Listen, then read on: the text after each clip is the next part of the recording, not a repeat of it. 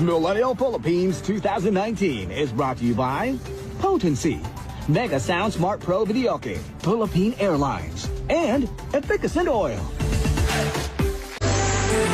Witness the hidden beauty of the historical hub of Central Luzon with Miss Bataan Tourism 2018, Manilyn de Guzman, Miss Millennial Bataan 2019.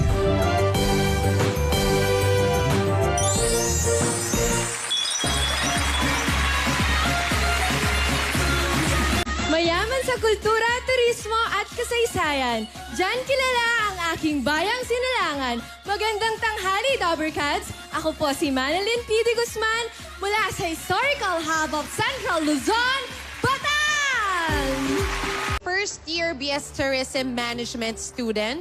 Batang-bata, first year pa lang. Oo. At Yes mukhang po. kakaririn niya tong pagiging tour guide niya. Sige, karirin mo yan. So about Bataan naman, tinatawag na... Historical Hub of Central Luzon. Yes po. Would you care to elaborate? Yes.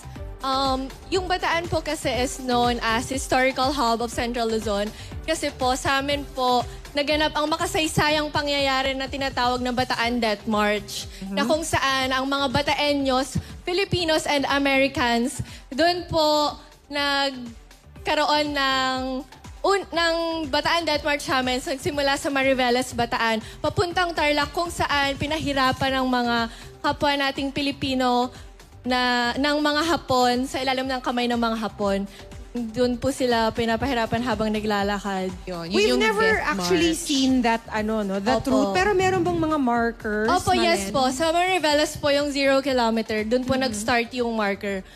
And then parang 70 miles Opo. across, Ganun no, kahaba. Bataan. Hanggang Tarlac po. Hanggang Tarlac. Aside from that, kilala rin ang Bataan bilang lalawigan ng mga bayani Opo, at yes mga po. banal. Kilala po kami ng lalawigan ng mga bayani at banal dahil sa amin po si Francisco Balagtas, ang napangasawa niya po si Juana Chambeng of Orion, my hometown. Siya po yung sumulat ng isa sa pinakasikat na libro dito sa Pilipinas, ang Florante at Laura po, na kung saan ginagamit po hanggang sa kasalukuyan at sa susunod pang mga henerasyon. Sa amin din po si Cayetano Arellano, our first Supreme Court Chief Justice of the Philippines. Okay. And can you tell us more about yung dambana ng Kagitingan? Opo, before po kasi ang tawag sa dambana ng Kagitingan ay Shrine of Valor. Okay. Tapos naging Altar of Courage. Tapos ngayon po, dambana ng Kagitingan na po siya. Okay. Ayun po yung big cross po sa Pilar, Bataan po matatagpuan. Napaka-famous na landmark na yan, ano? Yes po, kasi- it's on top of Mount Opo. Kamal. Kilala Mount ko. Samat po yung mountain, dun po sa Tuktok. Tinatag po siya ni Ferdinand Marcos. Sumisimbolo po siya sa mga sundalong, sa mga Bataenyos po na nagbuwis ng buhay para sa demokrasya na meron po tayo ngayon. Gusto nyo ba ng adventure? Tara, samahan nyo ako. Pwede ka mag-food trip, historical trip, nature trip, o kahit ano pang trip. Kaya ano pa? Tara na, samahan nyo ako sa tahanan ng mga bayani at banal. Behold, Bataan! Welcome to my province where unforgettable leisure awaits you. Tara na! Behold, Bataan!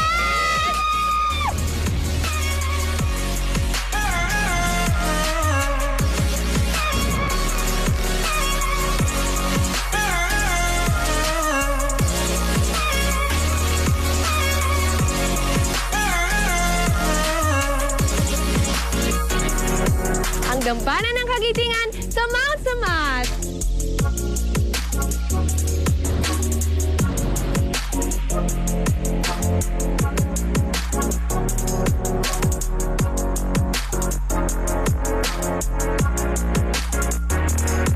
Kung pupunta man kayo sa Bataan, dapat isa to sa mga bucket list nyo, ang Dubini Reef. Jello Freeze! Tinatag itong Philippine-Japan Friendship Tower upang maging simbolo ng pagkakaibigan ng dalawang bansa.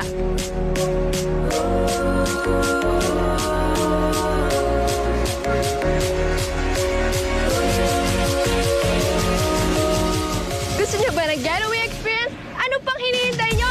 Tara na, sa kabayan ko!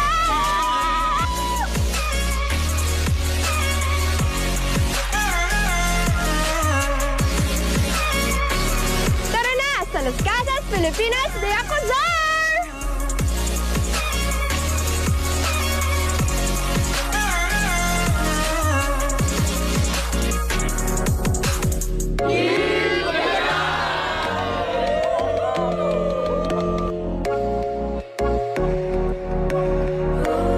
Dito sa Bataan, hindi ka mauubusan ng mapupuntahan. Kaya tara na! I am Manilyn de Guzman, your Miss Millennial Bataan 2019.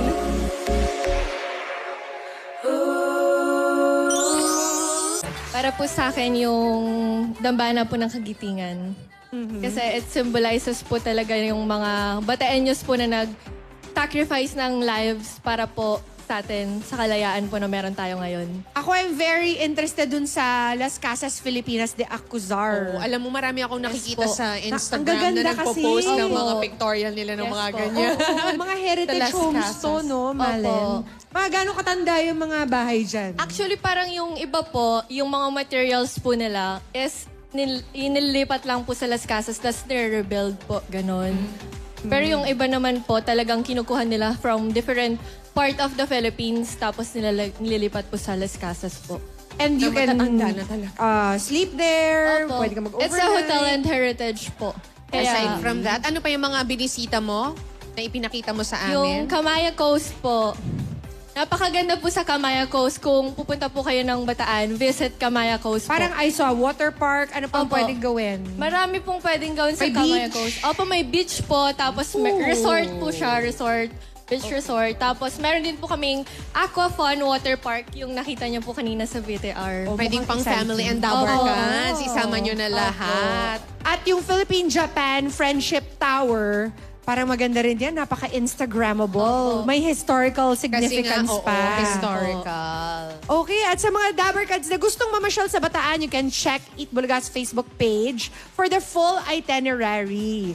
Galing mismo kay Manilyn at sa tourism ng Bataan yan. And you can go around, spend an overnight stay for only 2,000 pesos. Si Wow. Malen will show you how. Tama yan. Check nyo lang ang Facebook page ng Eat Bulaga. So, sino naman dapat ang kontakin kung bibisitahin namin ang Bataan? Kung bibisitahin niyo po yung Bataan, pwede po kayong dumaan muna sa Bataan Tourism Center namin para mas mag-guide po kayo ng mga tourism officer at saka po ng mga tourist guides po natin para magkaroon din po tayo ng enough knowledge sa pupuntahan po nating place in Bataan. Okay, dapat i-guide din nila tayo sa mga pagkain kakainin natin. Ayan na nga. Yes. Isasama Ano ba yung- yan sa mga tour natin, yung food trip. Oo, ang dami mong binitbit, Malen. Pero ano dito yung pinaka-highlight? Pinaka-highlight po sa amin, pinakakilala po kasi ang Bataan sa tinapa po. Tinapa. Opo. Tinapa po. Smoked Ayun. tinapa. Okay, this is the tinapa. Opo. Ano yan? Galunggong ba yan? Smoke po. Oo, smoke. Galunggong na fish. Galunggong. Anong Opo. klaseng isda? Galunggong po. Galunggong. Okay, bukod sa tinapa, ano pa? Yung best po namin is Taro Gabi Ice Cream po na favorite ni Sir Alan K. Hoy. Alan Kahit Kay. naman na matamis favorite nun eh. Alan Kay for sale. Binenta. Kakaiba nga yan. Sa Bataan nyo lang yan mahahanap Opo. yata. Yes. I've never heard of that before. Maraming ayan na nga. Alan Ayan na siya. Kay, to the rescue.